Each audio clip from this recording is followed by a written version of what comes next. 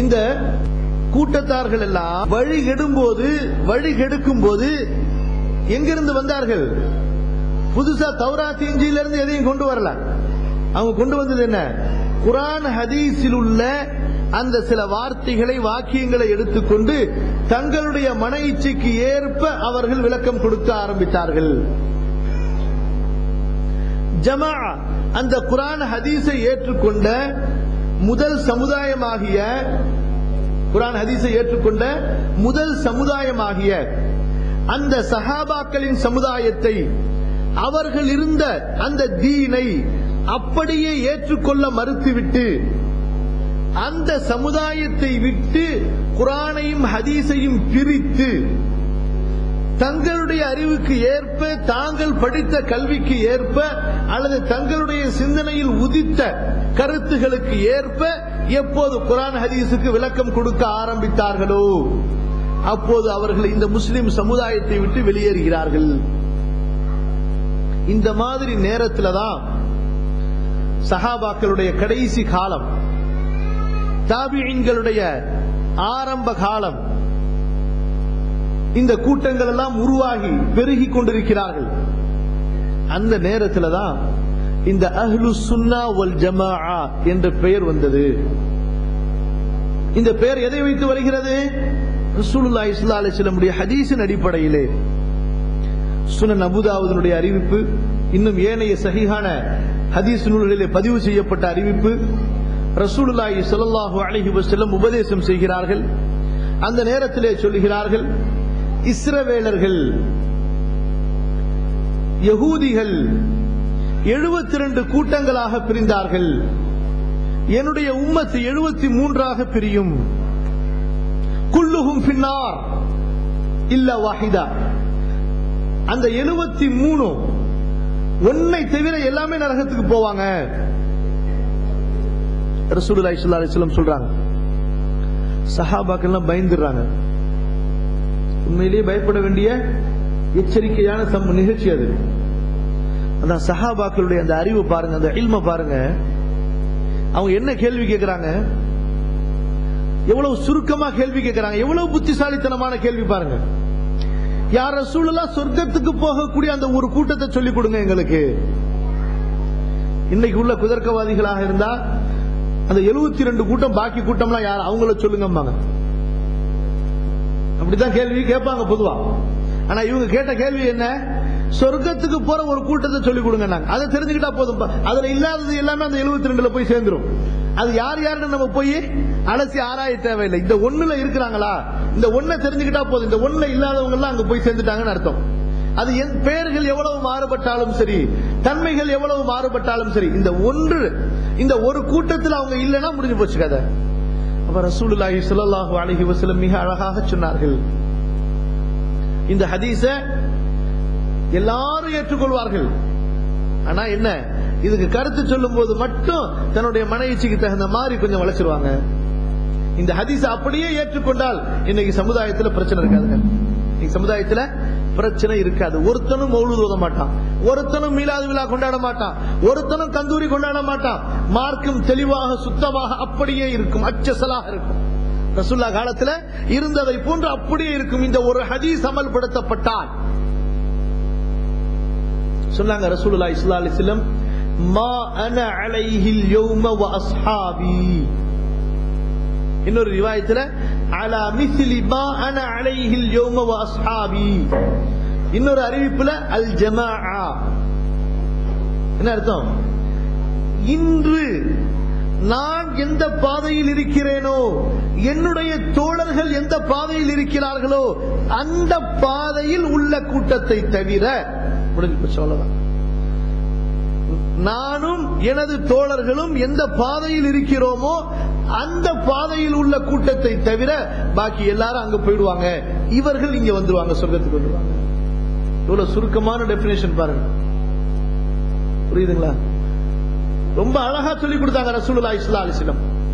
உங்களுடைய குர்ஆனை புரியுதல், நீங்கள் ஹதீஸை புரியுதல், நீங்கள் குர்ஆனை செயல்படுத்துதல், நீங்கள் ஹதீஸை செயல்படுத்துதல், நீங்கள் மார்க்கத்தை செயல்படுத்துவது, நீங்கள் மார்க்கமாக நீங்கள் அமல்படுத்துவது, என்னுடைய வழிமுறையில் இருக்கிறா? என்னுடைய சஹாபாக்களுடைய வழிமுறையில் இருக்குதா? பாருங்க. அவ்வளவுதான். இருந்துச்சுன்னா அது மார்க்கம், இல்லை என்றால் அது மார்க்கம் இல்லை. தெளிவான அடிப்படை உரைகள்ல கொடுத்துட்டாங்க. எதா இருந்தாலும் சரி அங்க போய் உரசி பாருங்க. நீ குர்ஆன் சொல்றப்பா, நீ ஹதீஸ்னு சொல்ற, ஆனால் இந்த குர்ஆன் ஹதீஸ் அமல்படுத்தப்பட்டது, இந்த குர்ஆன் ஹதீஸுடைய அமல் ஏற்றுக்கொள்ளப்பட்டது என்பது சஹாபாக்களுடைய அமலை வச்சுதான் உரசி பார்க்க முடியும். ஏன்னா நீ சொல்றது, நீ புரிகிறது தப்பா இருக்கலாம், சஹாபாக்கள் புரிஞ்சது தப்பா இருக்காது, அவர்களுடைய அறிவு தப்பா இருக்காது. அவர்களில் ஒருவர் தவறு செய்திருந்தாலும் ஏனைய அறிஞர்கள் அதை திருத்தி இருப்பார்கள், அவர் திருந்தி இருப்பார். அல்லாஹ் அதை திருத்தி இருப்பான், ரசூலுல்லாஹி ஸல்லல்லாஹு அலைஹி வஸல்லம் அதை திருத்தி இருப்பார்கள்.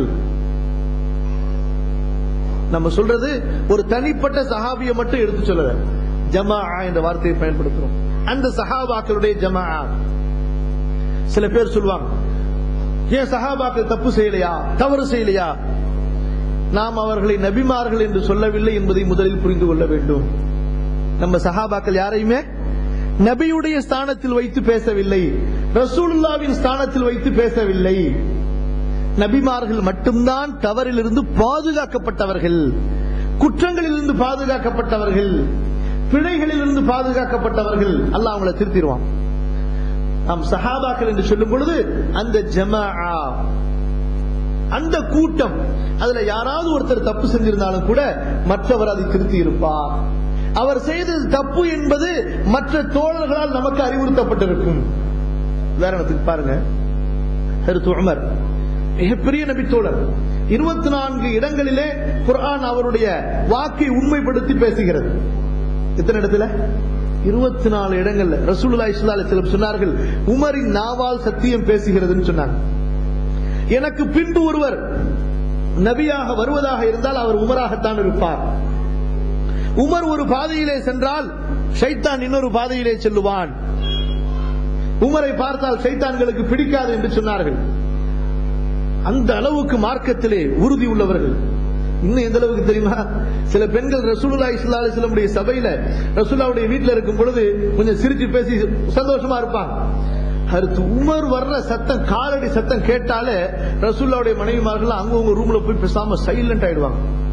ரசூலுல்லாஹ் சொல்வாங்க, உமரே, உன்னை பார்த்து எனது மனைவிகளும் பயப்படுகிறார்கள். அவ்வளவு பெரிய கடுமையான மார்க்கத்தை பின்பற்றுவதில் அவ்வளவு பெரிய துல்லியமாக உறுதி செய்பவர்கள். ரசூலுல்லாஹ்வுடைய சுன்னத்துக்கு அவ்வளவு பெரிய முக்கியத்துவம். ஹிஜாப், பர்தாவுடைய ஆயத்து யாருடைய வேண்டுதலின்படி இறங்கியது? உமருடைய வேண்டுதலின்படி. சொன்னாங்க, யா ரசூலுல்லாஹ், உங்களுடைய மனைவிகள் ஆயிற்று, மற்றவங்கள மாதிரி அவங்க கிடையாது, அவங்களுக்கு இந்த சில குறிப்பிட்ட சட்டங்கள் இருக்க வேண்டும், சாதாரணமான மக்கள் அல்ல. அல்லாஹ் உடனே ஆயத்து இறங்கிட்டான், நபியின் மனைவிகளே லஸ்துன்ன கஅஹதின் மினன் நிசா, மற்ற பெண்களை போன்று நீங்கள் கிடையாது. உமர் இங்க பேசி முடிக்கிறாரு, ஆயத்து அங்க இறங்குது. ரசூலுல்லாஹி ஸல்லல்லாஹு அலைஹி வஸல்லம் உமர் சொல்றாங்க, யா ரசூலுல்லாஹ், என்ன வீட்டுக்குள்ளார யார் வேணாலும் எப்ப வேணாலும் அனுமதி இல்லாம வந்துட்டு இருக்காங்க, அனுமதி கேட்டு ஒரு சட்டம் இருக்க வேண்டும். நாங்க அல்லாஹ் ஆயத்து இறக்கிட்டான், வீட்டுக்குள்ளார போறதா இருந்தா அனுமதி கேட்டு போங்கன்னு சொல்லிட்டு. அப்புறம் குடும்பத்தார்கள், அவங்க தாங்களும் குடும்பத்தார்கள் தானே அப்படின்னு சொல்லி அனுமதி கேட்காம வீட்டுக்கு வந்துகிட்டு இருந்தாங்க. குறிப்பா அரபுகள் தூங்கக்கூடிய நேரம், இஷா தொழுகைக்கு பின்னாடி, மதியான நேரத்துல, அதே போல காலை நேரத்துல, இந்த நேரத்துல வீட்டார்களாக இருந்தாலும் அனுமதி கேட்டுட்டு தான் வரணும் அப்படிங்கிற ஒரு சட்டம் வேணும்னு ஆசைப்பட்டாங்க. அல்லாஹ் ஆயத்து இறக்கிட்டான் உடனே குர்ஆன்ல. சுப்ஹானல்லாஹி ரப்பில் ஆலமீன். எதுக்கு சொல்ல வந்தோம்னு சொன்னா, இப்படிப்பட்ட சிறப்புகளை கொடுக்கப்பட்ட உமர், இந்த சிறப்புகளை எல்லாம் சஹாபாக்களும் விளங்கி வைத்திருந்தார்கள். வச்சிருந்தாங்களா இல்லையா? ஒரு சமயத்துல ஹஜ்ஜுடைய சட்டங்கள், என்ன சட்டம் வருது? ஹஜ்ஜுடைய சட்டம். உமர் என்ன ஆசைப்பட்டாங்கன்னு சொன்னா, காபத்துல்லாவை மக்கள் எப்போதும் வந்து ஜியாரத்து செஞ்சுக்கிட்டே இருக்கணும், ஹஜ் தவாஃப் உம்ரா செஞ்சுக்கிட்டே இருக்கணும்னு ஆசைப்பட்டாங்க. அப்ப தூர தூரமான நாடுகளிலிருந்து வரக்கூடிய மக்கள் குறைவு, காபத்துல்லாக்கு வரக்கூடியவங்க அரபுகள் தான். அப்ப ஹஜ்ஜுக்கு வரும் பொழுதே உம்ராவையும் அவர்கள் சேர்த்து செய்து விட்டால் அடுத்து உம்ராவுக்காக வேண்டி தனியாக பயணம் மேற்கொள்ள மாட்டார்கள். எனவே ஹஜ்ஜுக்கு வர்றவங்க ஹஜ்ஜை மட்டும் செய்யுங்க, உம்ராவுக்காக தனியாக பயணம் மேற்கொள்ளுங்கள் என்பதாக அவர்கள் ஒரு கட்டளை பிறப்பித்தார்கள். காரணம், அல்லாஹ்வுடைய வீடு எப்போதும் அங்கே தவாஃபுகள் உம்ராக்கள் நடந்து கொண்டிருக்க வேண்டும், விடுபட்டு விடக்கூடாது என்பதற்காக. இது ஹஜ்ரத் உமருடைய ஒரு ஆய்வு, ஒரு நல்ல எண்ணம். ஆனா ஹதீஸ்ல என்ன இருக்குது? ஹஜ்ஜுகளிலே சிறந்தது ஹஜ் தமத்து. சொல்றது புரியுதா? ஹஜ்ஜுகளிலே சிறந்தது ஹஜ் தமத்து. அதாவது முதலிலே உம்ராவுக்காக இஹ்ராம் அணிந்து ஹஜ்ஜுடைய மாதத்திலே மக்கா செல்வது, தவாப் செய்து சஇ செய்து ஹல்க் செய்து இஹ்ராமை முடித்துக் கொண்டு இஹ்ராமிற்கு வெளியிலே வந்து விடுவது, உம்ராவை முடித்து விடுவது. அதற்கு பிறகு துல்ஹஜ் 8ஆம் நாள் யௌமு தர்வியா அன்று மீண்டும் இஹ்ராம் அணிந்து நியத்து வைத்து மினாவிற்கு சென்று ஹஜ் செய்வது. உம்ராவுக்கு என்று தனி இஹ்ராம், ஹஜ்ஜுக்கு என்று தனி இஹ்ராம். ஒரே பயணத்தில் ஹஜ் தமத்து, உம்ராவையும் ஹஜ்ஜையும் பிரித்து பிரித்து செய்வது, இது ஹஜ் தமத்து. இது சிறப்பான ஹஜ் என்று ரசூலுல்லாஹி ஸல்லல்லாஹு அலைஹி வஸல்லம் சொன்னார்கள். ஹஜ்ரத் உமர் என்ன செஞ்சாங்க? இது வெளிநாடுகளிலிருந்து தூர தூரமாக வரக்கூடிய மக்களுக்கு தான். நீங்க ஜசீரத்தில் அரபுல இருக்கக்கூடிய மக்கள் அப்படி செய்யாதீங்க. ஹஜ்ஜுக்காக ஒரு இஹ்ராம்ல வாங்க, ஹஜ் இஃப்ராத் செய்யுங்க, அதுக்கப்புறம் போயிடுங்க, திரும்ப நீங்க ரமதான் மாசத்திலேயோ மற்ற மாசங்கள்லயோ உம்ராவுக்காக வாருங்கள் என்று சட்டம் போட்டாங்க. இது அவர்கள் காலத்துல ஒரு சட்டமாக இருந்துச்சு. சரியா? இது சில பேர் என்ன படுத்துறாங்க பாருங்க, உமருக்கு இந்த சட்டம் கூட தெரிகிறது கிடையாது, இது உமர் செஞ்ச பிதஅத். இது அஸ்தக்ஃபிருல்லாஹல் அஸீம். உமருடன் சேர்த்து இப்படி ஒரு வார்த்தையை சொல்வதற்கு ஒருவர் துணிகிறார் என்று சொன்னால் யாருடைய உள்ளத்திலே நிஃபாக் குடிகொண்டிருக்குமோ அவர்கள் தான் சொல்லுவார்கள். உமருடன் சேர்த்து உமர் பிதஅத் செய்து விட்டார், ஹதீஸை மறுத்து விட்டார். அஸ்தக்ஃபிருல்லாஹல் அஸீம். சஹாபாக்கள் செய்த பிதஅத்தை பாருங்கள். முதல் பட்டியலில் உமருடைய பேர், லா ஹவ்ல வலா குவத்த இல்லா பில்லாஹ். அடுத்து சொல்றாங்க பிதஅத் செய்தவர்கள் எல்லாம் நரகத்திற்கு செல்வார்கள். அடுத்து மூணாவது ரிசல்ட்டை விட்டுட்டு போயிட்டாங்க. அப்ப என்ன அர்த்தங்க? புரியுதா உங்களுக்கு? சொல்றது புரியல? பிதஅத் செய்தவர்கள் எல்லாம் நரகத்திற்கு செல்வார்கள். உமர் பிதஅத் செய்தார். அடுத்து மூணாவது அங்க என்ன பதில் வரும்? அப்ப என்ன பதில் வரும்? அப்ப என்ன பதில் வரும்? உமர் நரகத்திற்கு செல்லுவார். அஸ்தக்ஃபிருல்லாஹ். இதானங்க வரும். வேற ஏதாவது ஒரு பதில் அங்க வைக்க முடியுமா? ஹஜ்ரத் உமரை பற்றி சஹீஹுல் புகாரியில என்ன ஹதீஸ் பதிவு செய்யப்பட்டிருக்கு தெரியுமா? ரசூலுல்லாஹி ஸல்லல்லாஹு அலைஹி வஸல்லம் மிஅராஜுடைய பயணத்துல ஒரு அழகான மாளிகையை பார்க்கறாங்க. கேக்குறாங்க ஜிப்ரீல்ட்ட, யாருக்குள்ள மாளிகைன்னு சொல்லிட்டு. ஜிப்ரீல் சொல்றாங்க, ஒரு குறைஷி வாலிபருக்குள்ள மாளிகை அப்படின்னு சொல்லிட்டு. இப்ப ரசூலுல்லாஹ் நினைக்கிறாங்க எனக்குள்ளதா இருக்குமோ, அவங்களும் குறைஷி தானே. கேக்குறாங்க ஜிப்ரீல்ட்ட, எனக்குள்ள மாளிகையா? ஜிப்ரீல் சொல்லுகின்றார், இல்லையோ அல்லாஹ்வின் தூதரே, இது உமருக்குள்ள மாளிகைன்னு சொல்லிட்டு. ரசூலுல்லாஹி ஸல்லல்லாஹு அலைஹி வஸல்லம் அந்த மாளிகையின் வெளி அழகை பார்த்து ஆசைப்பட்டார்கள், உள்ளே நுழைந்து பார்க்க வேண்டும் என்று சொல்றாங்க. ரசூலுல்லாஹி ஸல்லல்லாஹு அலைஹி வஸல்லம் உமரிடத்தில் இந்த செய்தியை சொல்லும் பொழுது, உமரே, உன்னுடைய ரோஷம் எனக்கு நினைவுக்கு வந்தது, நான் உள்ளே செல்லவில்லைன்னு சொல்லிட்டு. உன்னுடைய ரோஷம் எனக்கு நினைவுக்கு வந்தது, நான் உள்ளே செல்லவில்லை. உமர் அழுகிறாங்க. அகாரு அலைக்கி யா ரசூலல்லாஹ், அல்லாஹ்வின் தூதரே, உங்களின் மீதான் நான் ரோஷம் கொள்ளுவேன், உங்களின் மீதான் நான் கோபம் கொள்ளுவேன். ஃபிதாக அபி வ உம்மி, எனது தாயையும் தந்தையும் உங்களுக்கு அர்ப்பணமாக்குகிறேன் அப்படின்னா. ஒரே ஹதீஸ்ல 10 பேரை ரசூலுல்லாஹி ஸல்லல்லாஹு அலைஹி வஸல்லம் சொர்க்கவாசிகள் என்று சொல்கிறார்கள். ஒரே ஹதீஸ்ல 10 பேரை சொர்க்கவாசிகள் என்று சொல்கிறார்கள். அபூ பக்ருன் ஃபில் ஜன்னா, அபூ பக்ரின் ஃபில் ஜன்னா, உமர் ஃபில் ஜன்னா, உஸ்மான் ஃபில் ஜன்னா, அலியுன் ஃபில் ஜன்னா, சஅதுன் ஃபில் ஜன்னா, சயீதுன் ஃபில் ஜன்னா, அபூ தல்ஹா ஃபில் ஜன்னா, அப்துர் ரஹ்மான் ஃபில் ஜன்னா, அபூ உபைதா ஃபில் ஜன்னா. 10 சஹாபாக்களை பட்டியலிட்டு சொல்கிறார்கள். அதுல இரண்டாவது பேர் யாருடைய பேரு? உமர் இப்னுல் கத்தாப் ரலியல்லாஹு அன்ஹு. என்னாச்சு? இப்ப உமர் யாராக ஆக்கப்பட்டு விட்டார்கள்? பிதஅத்வாதியாக ஆக்கப்பட்டு விட்டார்கள், ஹதீஸை மறுத்தவர்களாக ஆக்கப்பட்டார்கள். அன்பிற்குரியவர்களே, கவனத்திலே வைக்க வேண்டும். எப்போது இந்த சமுதாயம் அந்த ஜமாஆவை விட்டு பிரிகிறதோ, அந்த சமுதாயம் எவ்வளவுதான் குர்ஆன் ஹதீஸை பற்றி பிடிப்பதாக பேசினாலும் அங்கே வழிகேடுகள் உருவாக ஆரம்பித்துவிடும். இந்த ஹதீஸ் நம்ம சொன்னோமா இல்லையா? மா அன அலைஹில் யௌம வ அஸ்ஹாபி, நானும் எனது தோழர்களும் எந்த நிலையில் இருக்கிறோமோ அந்த நிலையில் இருப்பவர்களை தவிர.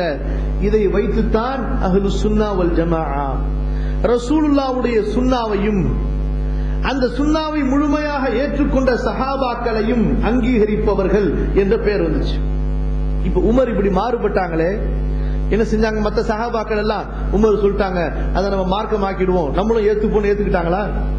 இல்லை. ஹஜ்ரத் உமருடைய ஆய்வு இது. ஒருவர் ஆய்வு செய்யும் பொழுது தவறும் செய்யலாம், அல்லாஹ் அவரை மன்னித்து விடுவான் என்று சொல்லி மற்ற சஹாபாக்கள் இதை ஏற்றுக்கொள்ளவில்லை. உமருடைய மகனார் அப்துல்லாஹ் இப்னு உமர் ரலியல்லாஹு அன்ஹு இதை மறுத்தார்கள்.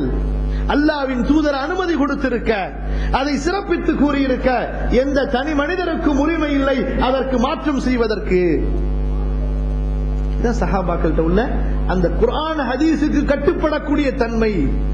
ஆய்விலே இஜ்திஹாதிலே தவறு ஏற்படலாம். அந்த இஜ்திஹாதில் தவறு ஏற்படும் போது அது குர்ஆன் ஹதீஸுக்கு மாற்றமாக இருக்குமே, ஆனால் நம்மை விட குர்ஆன் ஹதீஸை பின்பற்றுவதிலே ரோஷமிக்க உறுதிமிக்க மற்ற நபித்தோழர்கள் அங்கே அதை மறுத்திருப்பார்கள், தெளிவுபடுத்தி இருப்பார்கள். அவர்கள் தெளிவுபடுத்தி இருப்பதை கொண்டுதான் நமக்கு அந்த தவறு தெரிய வருகிறது. இந்த மார்க்கத்தை குர்ஆன் சுன்னாவில் உள்ளதுபடி நாம் பின்பற்ற வேண்டும் என்றால் அங்கே அந்த சஹாபாக்களுடைய ஜமாஅ எப்படி இருந்தார்கள் என்பதை பார்க்க வேண்டும். அந்த ஜமாஅத் எந்த கருத்தை அங்கீகரித்ததோ அது அல்லாஹ்விடத்திலும் ரசூலிடத்திலும் ஏற்றுக்கொள்ளப்பட்ட கருத்து. அந்த ஜமாஅ எதை அங்கீகரிக்கவில்லையோ அது புதுமை. அதனுடைய வெளிரங்கமான வாதம் குர்ஆனாகவும் சுன்னாவாகவும் இருந்தாலும் சரியே. இந்த ஒரு அடிப்படையை விளக்கும் போதுதான் பல பிரிவுகள் எப்படி வழிகட்டார்கள், இந்த ஜமாத்திற்கு மாற்றமாக அவர்கள் சென்ற போது என்ற விவரங்களை நாம் உங்களுக்கு கூறினோம்.